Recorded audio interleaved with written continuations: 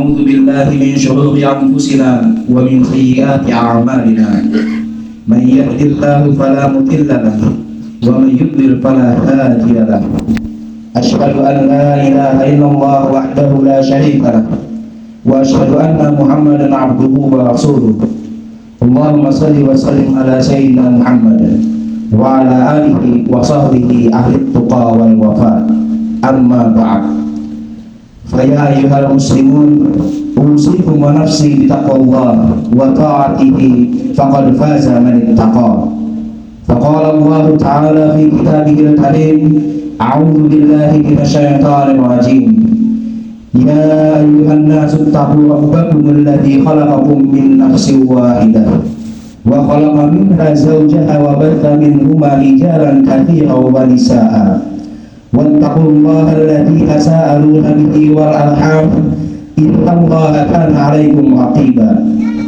Ma'asyiral muslimin jemaah Jumat yang dimuliakan Allah. Mengawali khutbah kali ini, khatib berwasiat kepada diri khatib pribadi dan para jemaah sekalian agar kita senantiasa berusaha dan berdoa semoga Allah Subhanahu wa taala meningkatkan kualitas keimanan dan ketakwaan kita dengan menjalankan perintahnya dan menjauhi larangannya. Salah satu hal yang melambangkan ketakwaan adalah sifat tawadhu. Tawadhu memiliki arti rendah hati, yang mana sifat tersebut mewakili keterbatasan diri kita sebagai manusia. Kita memang diperintahkan untuk bersifat tawadhu, untuk menyatakan sifat kebesaran, yang mana kita bisa melihat tapi bisa buta, mendengar tapi bisa tuli, berbicara tapi bisa bisu, kuasa tapi bisa lemah, bahkan hidup tapi bisa mati. Maka dari itulah sudah sepantasnya kita bersifat tawadhu dalam kehidupan di dunia ini, yang mana semua nikmat yang kita rasakan akan dicabut oleh Allah Subhanahu wa taala pada akhir nanti. Allah Subhanahu wa taala berfirman dalam surah Al-Furqan ayat 63. A'udzu billahi minasyaitonir rajim.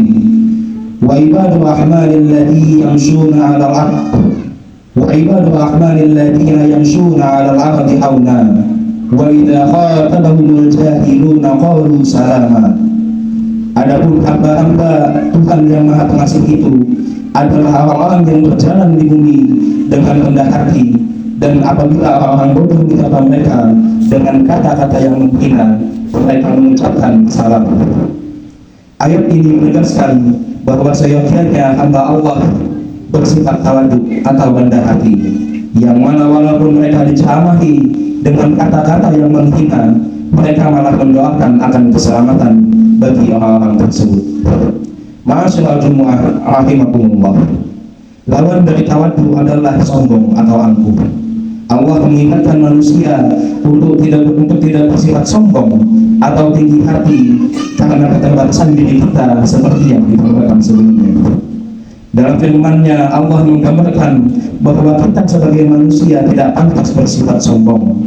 Dalam potongan surah Al-Isra ayat 85, Allah mengingatkan bahwa ilmu yang diberikan kepada kita sangat sedikit dibandingkan dengan kemahatauan Allah. Dengan menyatakan sifat tawadhu, kita sebenarnya berusaha menjauhkan diri kita dari sifat takabur. Karena apabila kita tidak mau rendah hati baik kepada Allah dan makhluknya, secara tidak langsung kita sudah menumbuh sifat sombong dalam diri kita. Janganlah kita terjebak dengan istilah menjaga harga diri, sedangkan itu menjerumuskan kita dalam sifat sombong, seperti yang terjadi kepada iblis yang diceritakan dalam surah Al-Baqarah ayat 34. A'udzu billahi minasyaitonir rajim. Wa idh qulna lil malaikati isjudu li adama fasajadu illa iblis aba wastakbara wa kana minal kafirin. Dan ingatlah ketika kami berfirman kepada para malaikat, sujudlah kamu kepada Adam, maka mereka pun sujud kecuali iblis. Ia menolak dan menyombongkan diri, dan ia termasuk golongan yang kafir. Iblis yang diciptakan dari api menganggap dirinya lebih baik daripada Nabi Adam yang diciptakan dari tanah, sehingga tingginya harga dirinya membuat dia kufur terhadap perintah Allah. Dari ayat ini Allah mengingatkan bahwa harga diri yang terlalu tinggi bisa membutakan kita dari ketakwaan kepadanya.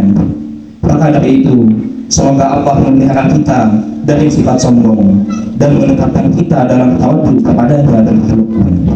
Dan semoga Allah mengaruniai kita iman dan takwa yang teguh, yang tak goyah oleh kehebatan ataupun kepayahan. Demikian kiranya khutbah yang dapat Khatib sampaikan. Semoga besar manfaatnya bagi diri pribadi dan jemaah Jumat umumnya.